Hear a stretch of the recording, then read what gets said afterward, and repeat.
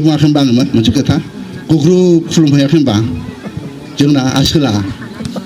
प्रमद ब्रह्म आसोला गुग्रुब खुलुमहैदों बहाय जे बै दानि बे गोराया बुंबायना आं गोसोबादि आं जेरै बुङो बिदि जागोन होननानै बे होनना फैबायना बे होनबाय नालाय मालाय सानसा मोनबाय एमसिएलए बेसेबां देरहादों होनदों नोंसिना 9थाखौ प्रमद बर'आ लानानै सरकारा खालामगारबाय दानिया खति जाय मन्थ्रियाबोथ' होनांबाय बिसोरनो इयो मोनाखै होनबा नोंसोरलाय बिराद गोरा गोरा बुंग्राफोर खोनायाखै होनबा बे बिबारनि इएमफ्रा उरुप दे होननायमोनखौ खोनायाखै होनबा आखो होनखायो खनसेनो 5 मिनिट उनालागे बिटिसि बंग'खौ होना होनबा 5 मिनिट उनाव जाखायो सिफैनो लोगोआनो बिदि बुङो बिसिना गावसिनि लोगोथार बिदि बुंजाबाय आरो बिसोरो दा फैनानै मा जाहैबाय ओमफ्राय बुंनाया 28था मोनगोन होननाया मालाय रोदाया सुबाय मिथिबाय थ्रोब रोदाया सुजोबबाय मिथिबाय बबेहाय माने बबेथिं हा गुरुं बबेथिं हाबजागोन बबेहाय खामानि मावजागोन बोरै मानसिफोरखौ लाबोनो हायो मालाय मन्थ्रआ मोनखाजोबबाय गथिखे मालाय एबाराव मा खालामबाय बुंनो हाग्राबो जाबाय सेस्ताबो खालामगासिनो दङ 20 दिन थाफैगोन जोंनि जायगायाव 20 दिन बैयो इलेक्सननि सिगां थाफैबाबा मा खालामलांबावो माबा मन्थ्र होलाङो दा बेबादिनो बिसोरो दिनैहाय दहाय रोदा सुबाय आरो बे रोदा सुनाय सोर ओमफ्राय बुङाखै होनबा प्रमद बर'आ जुदि बेवहाय थांनानै आथिं खुलुमहैयामोनब्ला प्रमद बर'आ जुदि बिसोरखौ लाबोआमोनब्ला दिनैहाय बेवहाय बेगरबो फोनाय जायामोन रज'नायबो जायामोन बिफांबो जायामोन गेरेमसाबो जायामोन दाथ' जाबायना गेरेमसा जाबायना बेखौ बुखुनो हागोन ना हाया दा बुखुनो हागोन ना हाया रायजोफोर बुखुनायाथ' बुखुनांगोन हागोन ना हाया प्रमद बर'आथ' बुखुनो हाया नुखाबाय लोगोखासो नालाय लोगोखौ लोगो बोरै जोखांनो बेलाय होखारनो बेलाय हानाय नङा दा जुदि बिदि दिनै जों एसे साबसिन ग्रें रायजो जादों बे जायगायाव दङ मिनि बाला खुसियै गाबोन जुदि बिसिनि आखायाव थांनांगौ जायोब्ला बैसिनि आखायाव गुबुनफोरनि आखायाव बै सरकारफोरनि आखायाव जोंनि अबस्था मा जागोन जोंनि बिटिसि बासिनि जोंनि रायजो राजाफ्रा बिभिन्न जाथि गोष्ठी जोंनि अबस्थाया मा जागोन जोंथ' बिसोरजोंसो सालायजानोसै ना होमबा गोदो जोङो बिटिसि मोननायनि सिगां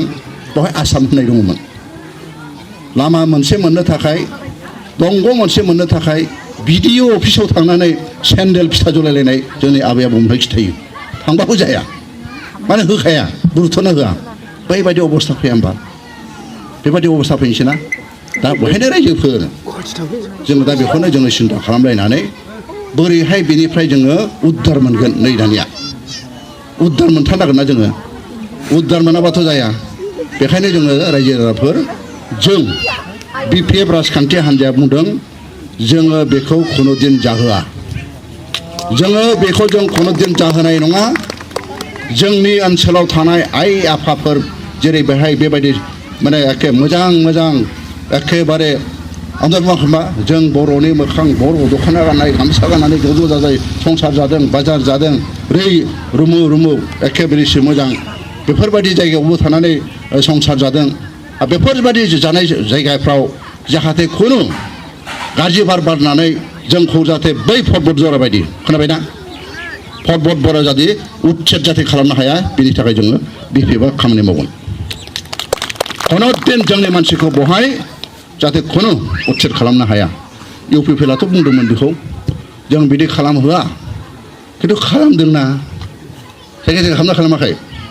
आंथ' नुदों माफ्राय आंथ' फैयाखै अबयसे जोंहा नै बे बिनानावफ्रा फैदोंमोन खनसे बै उच्छेद जानायाव एसे माइरंफोर होफैनो जेलसो माबा केससो जालाजोबदों नायनो फैदोंसो माइरं होफैदों केस जाबाय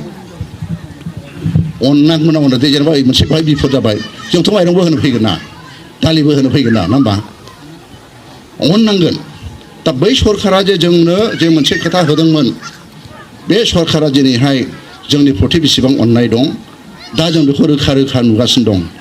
पर्बत जरा बायदियाव गोदो जोंहा मामोनलाय जोंहा सासे दंमोन ना मा होनोमोनलाय कालिचरन गुरुदेब दंमोन ना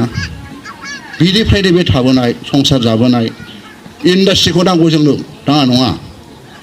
उद्दगखौ नांगौ खिन्थु उद्दगखौ बे मानसि थानाय जायगायाव जबरदस्त जोंनि आइ आफा थानायखौ उच्चेद खालामनानै होयोबाथ' बिदि गाज्रि जागोन ना जाया होमबा बबाव थाङो जोंलाय जोंहाथ' मेरला खालि हा दं गैया होमबा आंथ' बुंनोबो जोंना आइ नदि गैया होमबा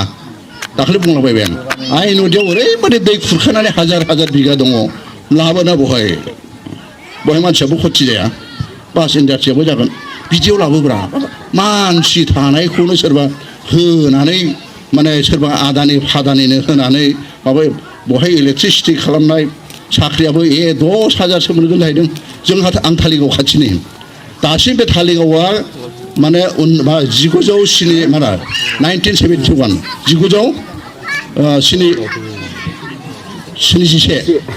बे मायथाइयाव गायसननाय जादों इन्दिरा गांधीया फैदों बिराद गिदिर इन्डियायाव फर्थ मोनब्रै पजिसन थानाय बियो बहायनो दा साख्रियाला 950 जनल' बै साख्रिया आरो बे लेबारफोर बा बे खेजुरफोर माने थांलाय फैलाय 1,500 जायो आरोखि